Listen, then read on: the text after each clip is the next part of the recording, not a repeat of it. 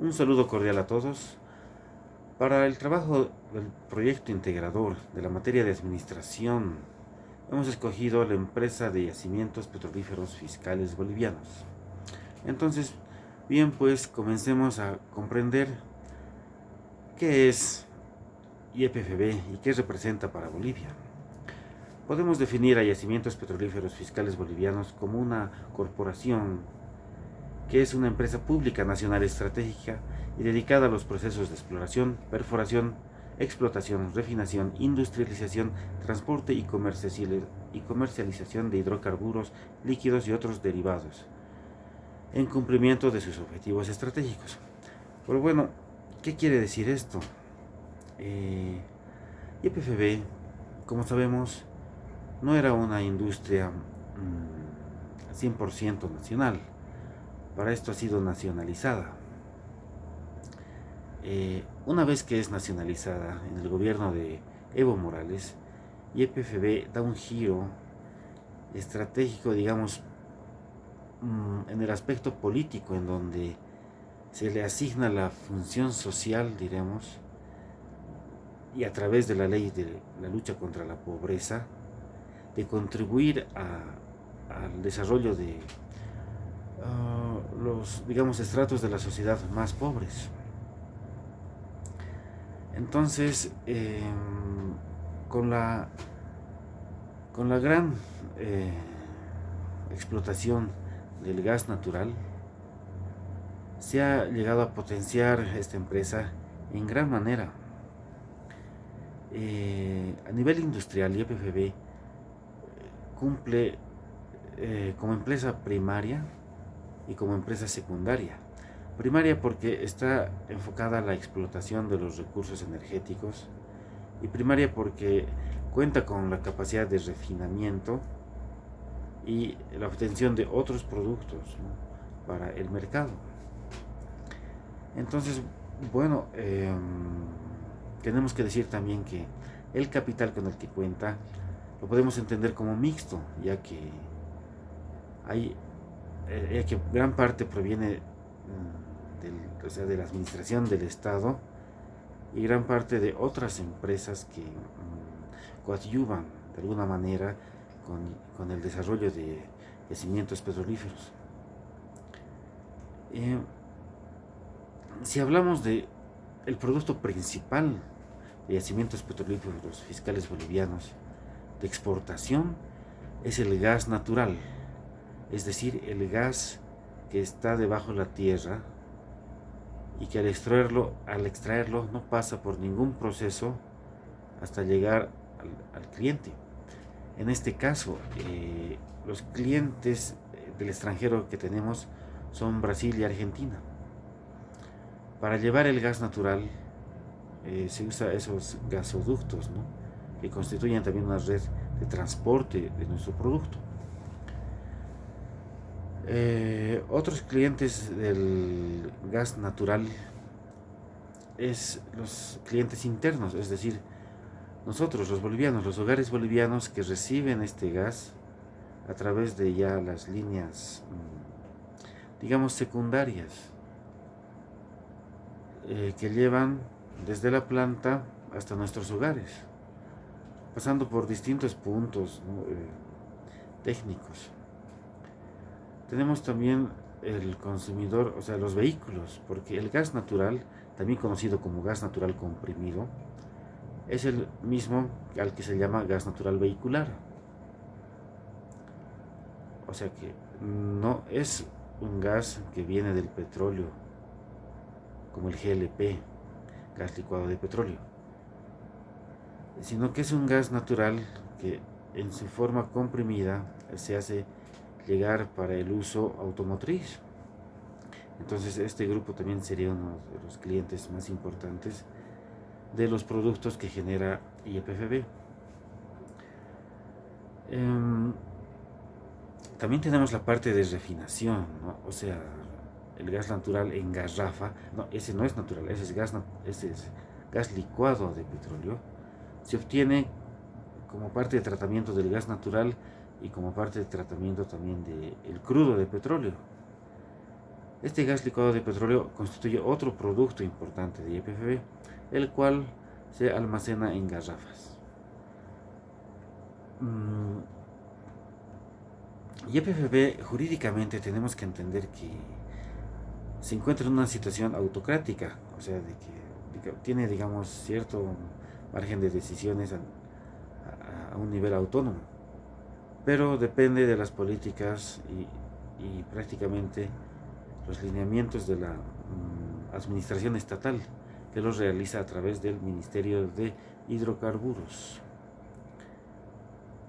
Entonces, bueno, podemos hablar del enfoque sistémico. Y de esta manera vamos a entender que vamos a primero a definir a YPFB como un sistema, cuyo suprasistema, digamos, organizacional sería el Estado.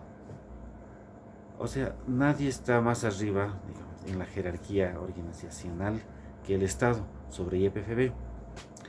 Seguidamente, YPFB cuenta con subsistemas. Esto es a todo nivel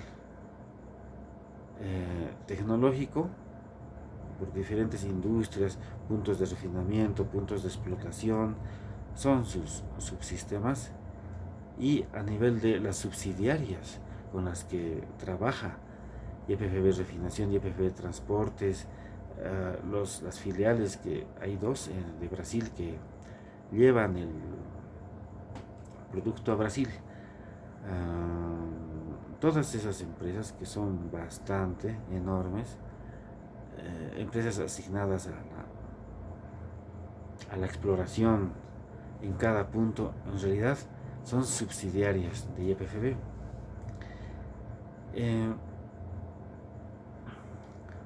Otro punto importante que debemos comprender en esto de los sistemas es que YPFB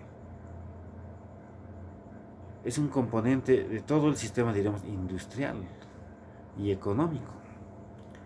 Es un componente elemental en la economía nacional porque como industria hidrocarburífera es la única, o sea, es un monopolio hidrocarburífero. Dependiendo del estado, no tiene competidor alguno, ¿no?, dentro del país. Entonces, por todo esto pensamos que el impacto que puede generar a otros subsistemas organizacionales, administrativos, industriales y sociales de YPFB es mayor que el impacto de ninguna otra empresa a nivel nacional. A ver, ¿cómo desarrollamos esto?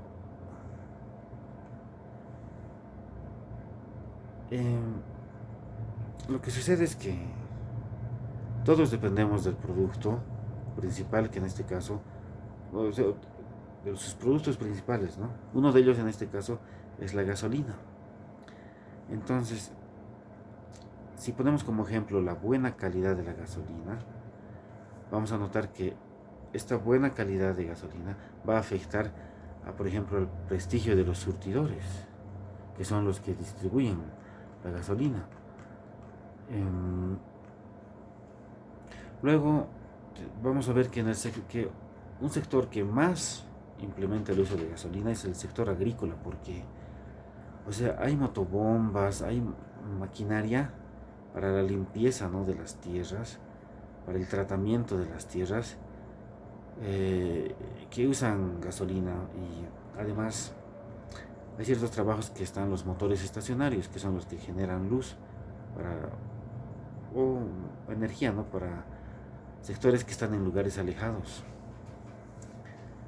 Para el trabajo agrícola, que depende de esta maquinaria, obviamente todo su equipo técnico también va a depender de la buena calidad de la gasolina para ser eficientes y eficaces en su trabajo. Lo mismo va a ocurrir en el área de la construcción y la metalmecánica, donde se emplea también equipos que utilizan la gasolina, que se pueden ver entorpecidos si es que no funcionan bien. Entonces, así podemos seguir viendo todos los sectores que dependen de la gasolina, hasta llegar a los transportistas, ¿no? A los mototaxistas, a todos esos sectores que también son subsistemas, ¿no? Son pequeñas organizaciones que dependen del buen producto que nos pueda proveer yacimientos petrolíferos. Es por esto que el impacto que tiene en la sociedad boliviana a nivel laboral, industrial, económico, es muy grande y muy profundo, casi como el de ninguna otra empresa. Y también el impacto se va a ver por la responsabilidad social que asume YPFB de estar en lucha contra, o sea, en asumir políticas de lucha contra la pobreza. Todo esto va a generar que repercute en gran manera la buena administración que nuestra empresa hidrocarburífera pueda tener. YPFB cuenta con un macroentorno, o sea, ya entrando a lo ambiental, que hay autores como Kast y Rosenberg que los han clasificado estos componentes ambientales en el marco general, pero hablando. Uno es el cultural. Entonces, ¿qué sucede? ¿Cómo afecta el aspecto cultural del país a YPFB o cómo podría afectar? En realidad no parece que tendría un efecto significativo. Pero recordemos el último gobierno de Gonzalo Sánchez de Lozada, cuando la gente del pueblo se ha opuesto a que nuestro gas sea comercializado a Chile. Entonces ha habido toda una tensión social, producto quizás de traumas sociales en los que la gente, de alguna manera, a lo largo de la historia nacional, desde la colonia, hemos sentido que han explotado los recursos nacionales como han querido, ¿no? Y que nosotros no hemos sido beneficiados de ello. Entonces yo pienso que ese trauma ha sido el que ha imperado para que nos opongamos a que el paz se comercialice a Chile. El problema ha crecido, ha escalado, tanto así que se han llegado a enfrentar entre policías y militares. El cuadro era muy nefasto por las muertes y hasta el punto de que tuvo que renunciar Gonzalo Sánchez de Lozada y abandonando el país, ¿no? Lo que abrió paso al gobierno de Carlos Mesa Gisbert. Bueno, es así como el aspecto cultural puede afectar en gran manera. Tenemos el aspecto tecnológico, ¿no? Estamos hablando de los elementos del macroentorno. En este sentido hablamos de tecnología del país, el aspecto, voy a decir industrial, para adecuarnos mejor a nuestra realidad. Porque lo que sucede es que los países latinoamericanos han tenido un periodo de industrialización bien marcado en la historia. Y esto era, más que nada, si bien ha habido una industrialización liviana desde 1880 en Latinoamérica, que tardó mucho en entrar a Bolivia. Después de la Segunda Guerra se ha generado el fenómeno de que ya no se podía traer mercadería acá al continente porque había un desabastecimiento en Europa producto de la guerra. Entonces ahí entra una política de industrialización para hacer nuestros propios productos y no importarlos de Europa, porque en Europa el desabastecimiento ya no les permitía y la situación social y económica después de la guerra ha sido muy caótica, diremos. Entonces países, por ejemplo Argentina, han empezado a hacer todo lo que importaban. Poco a poco han ido creciendo. Es por eso que este país, por ejemplo Argentina, ellos hacen sus propias licuadoras, sus propias lavadoras, sus propias motocicletas. Mientras Argentina es uno de los países de mayor industrialización, porque ellos hacen también armamento de todo tipo, cumplen el ciclo del uranio, que aquí en Bolivia ni entendemos lo que es eso, no todos los países lo cumplen. Eso es para la medicina, por ejemplo. Es un país muy adelantado en medicina, con 5 premios Nobel en esta rama. Entonces, por eso es que estoy hablando de Argentina como un ejemplo de un país industrializado. Sin embargo, ¿qué ha pasado en Bolivia? En Bolivia hemos tenido en esos años, desde 1880, bueno, prácticamente los gobiernos que se denominaban oligarcas. Esos gobiernos eran compuestos de personas, bueno, de los terratenientes. Por eso se llama el periodo señorial. En realidad, no, es el de la oligarquía. Es el periodo oligarca, en donde el terrateniente tenía las tierras y las hacía producir con los campesinos, que en este caso eran nuestros nativos, ¿no? Lo malo es que esto no generaba recursos para la clase campesina. Entonces en los gobiernos, desde Campero hasta 1900, bueno, hasta no muy antes, en realidad los gobiernos oligarcas han permanecido hasta 1950, si mal no recuerdo, o hasta 1930, cuando entran los liberales, y a los gobiernos liberales. Pero son 50 años de oligarquía, en donde el terrateniente solo le interesaba mantener su posición social y que produzcan sus tierras. Nunca les ha interesado, digamos, educar al campesino. De hecho, ellos preferían aprender a hablar las lenguas nativas para comunicarse con nuestros nativos, y no así enseñarles español. Luego pasamos ya desde 1930 o tal vez desde el 20 ya con esas inclinaciones liberales.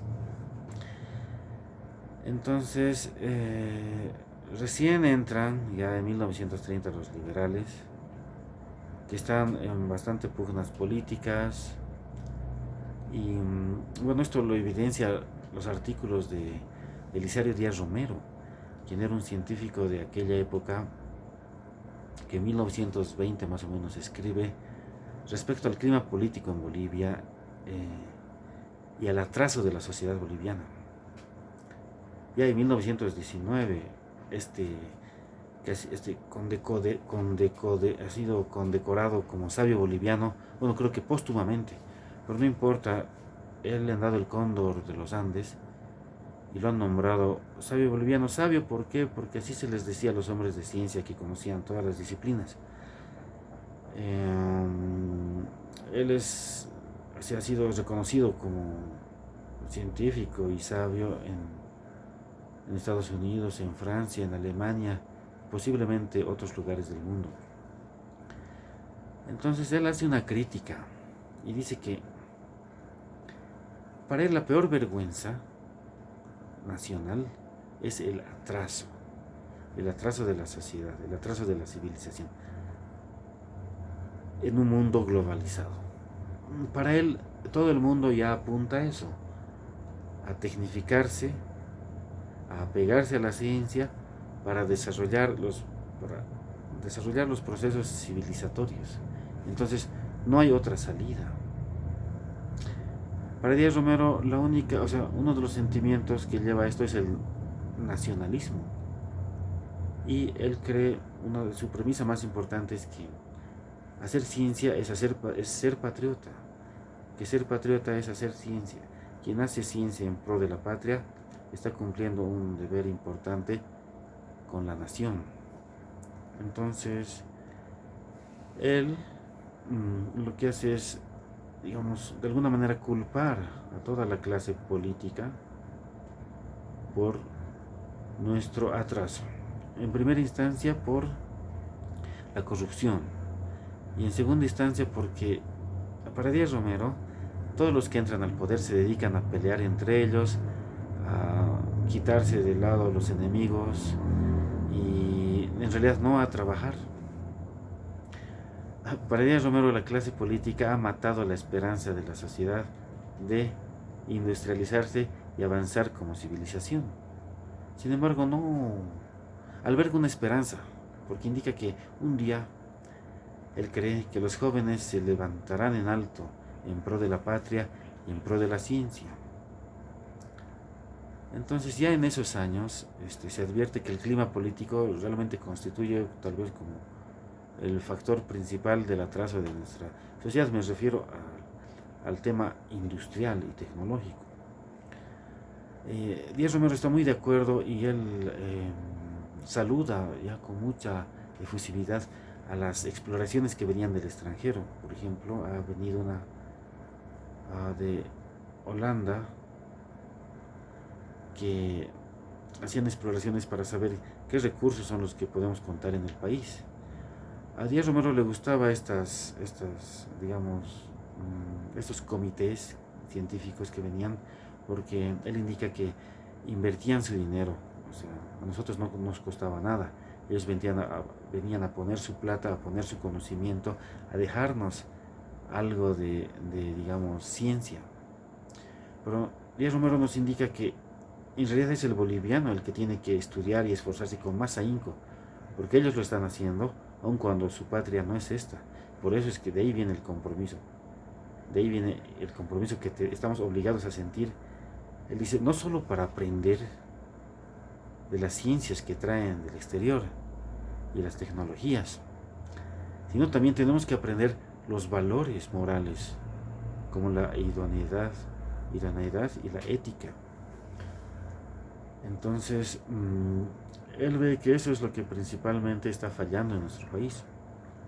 Hay una cuestión que ocurre en esos años que, como Díaz Romero era antropólogo, y con otros doctores y otros especialistas, geólogos como Poznański, van haciendo estudios y comparando estudios de otros eruditos de su tiempo.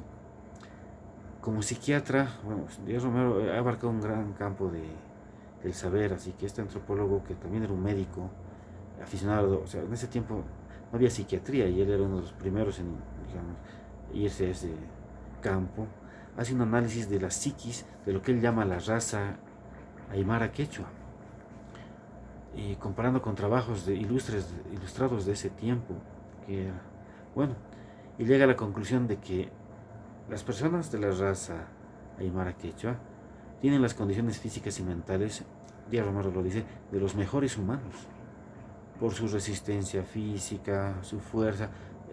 Díaz Romero dice que tiene altos, o sea, los sentidos tienen bastante sensibles, buena vista, buen olfato, buen oído y una inteligencia también muy apta para aprender oficios. En esos años Díaz Romero observa cómo, él dice, ya se apropian de la construcción, de la albañilería. Han aprendido todo lo del gringo, dice, y se apropiaron de la albañilería, mostrando su capacidad.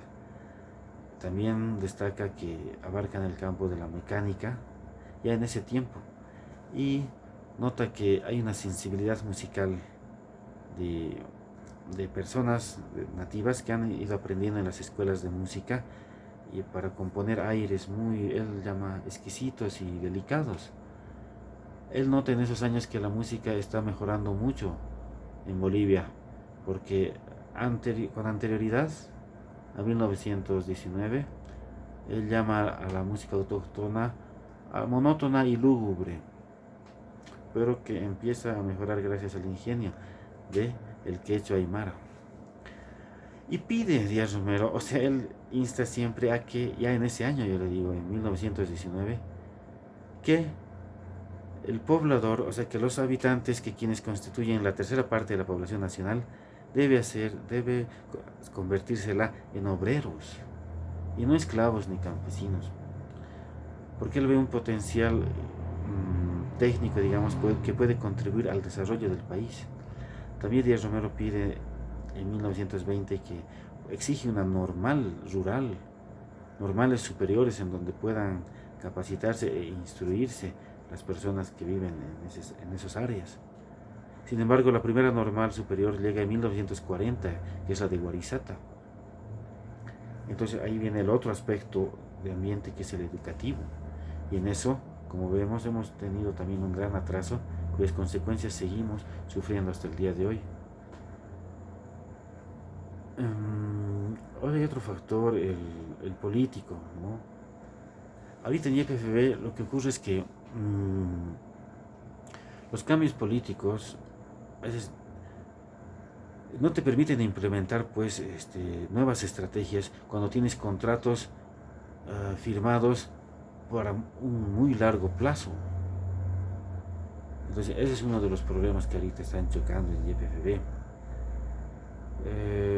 Porque los problemas legales y todo eso todavía se pueden cambiar desde el Ministerio de Hidrocarburos.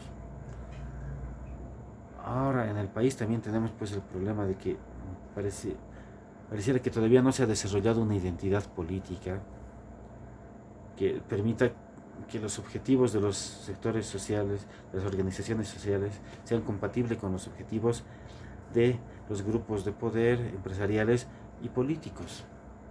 Por eso es que ahora vivimos tanta convulsión social. Lo que nosotros planteamos es más que nada que ya YPFB ya no siga gastando dinero, que se implementen un apego, digamos, a la ley anticorrupción para tratar de prevenir estos hechos ilícitos, pero a todo nivel del personal, con motivaciones y premios a quienes denuncien tales hechos. Y quizás los procesos que también son costosos y le cuesta al país, tratar de cambiarlos.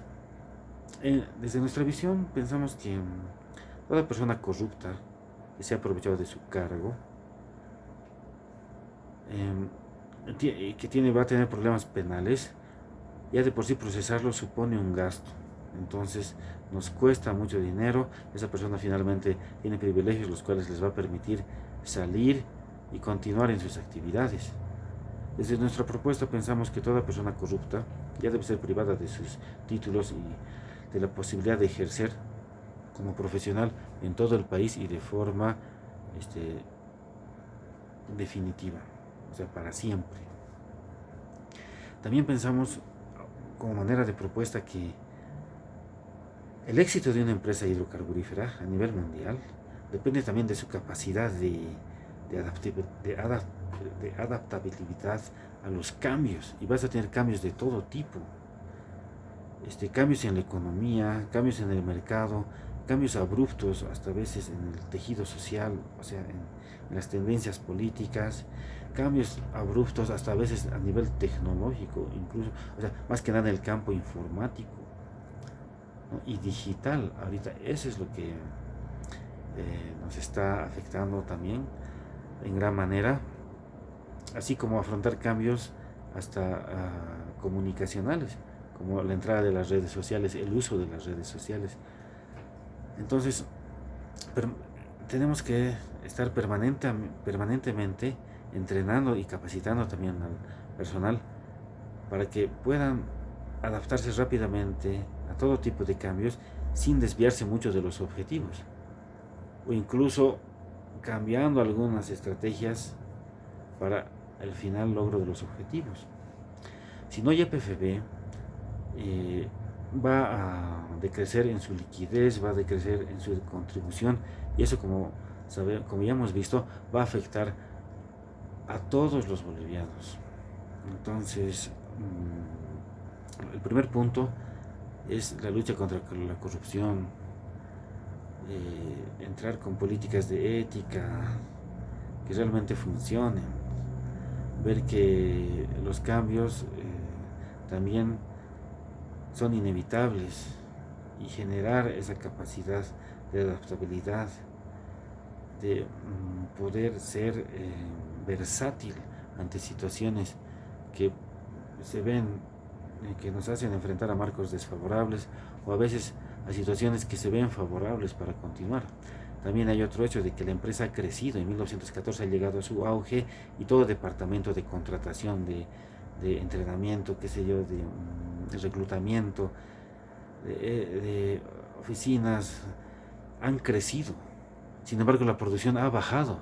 Sin embargo, el recurso natural se está acabando.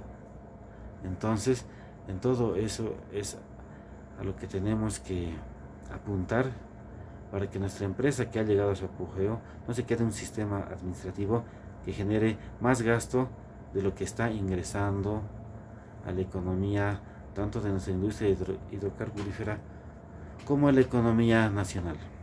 Bueno, ha sido un gusto hablar de todos estos temas y estudiar una empresa nacional líder en nuestro desarrollo, y les mando un abrazo a todos. Gracias.